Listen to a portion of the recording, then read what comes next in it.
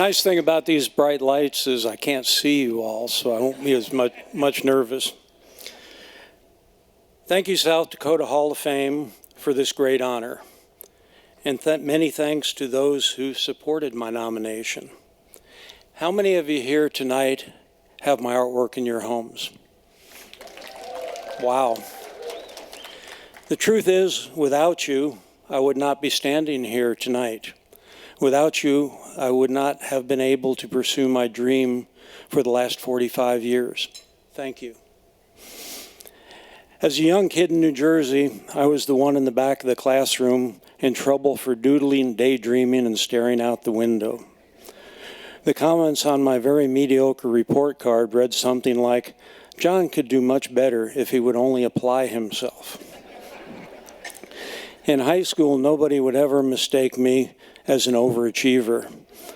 I did well in art, drafting, geography, and PE, but seriously neglected all the classes considered to be important, like math, English, foreign languages, and science.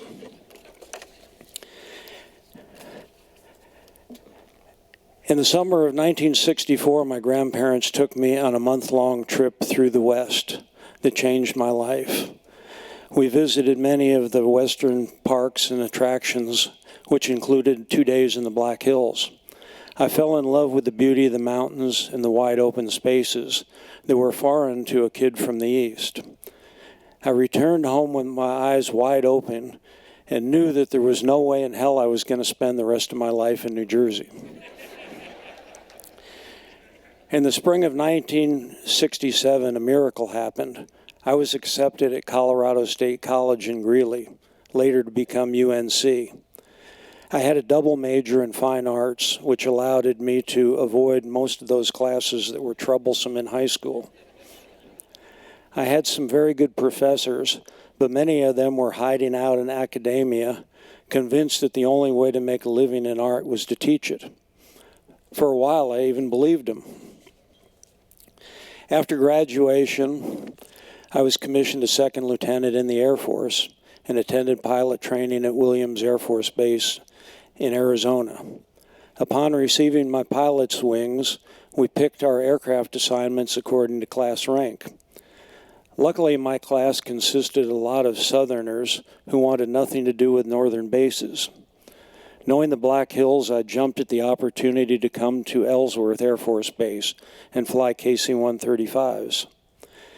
I enjoyed the flying, I enjoyed the travel, but having the mentality of an artist, I was not real fond of the military way of doing things. Being bullheaded in 1976, I decided to ignore all that professorial advice and try to make a living with my art. After almost 5 decades, I'm still painting. It's the best job in the world. South Dakota has been my home for 50 years, and the people have been very good to me. I am grateful that over the years I have been able to use my art to give something back.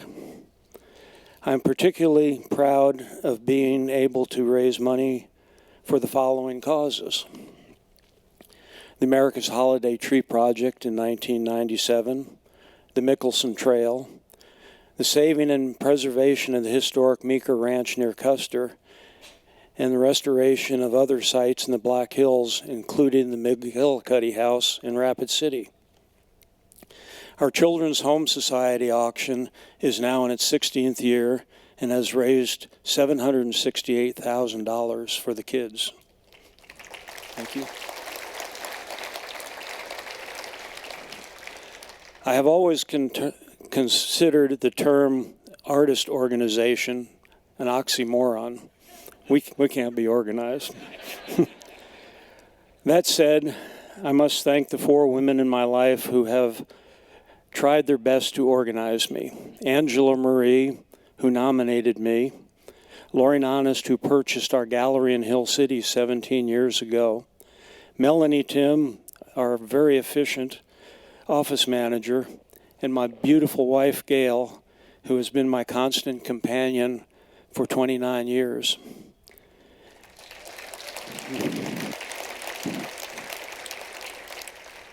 And most of all you great people out there, thank you.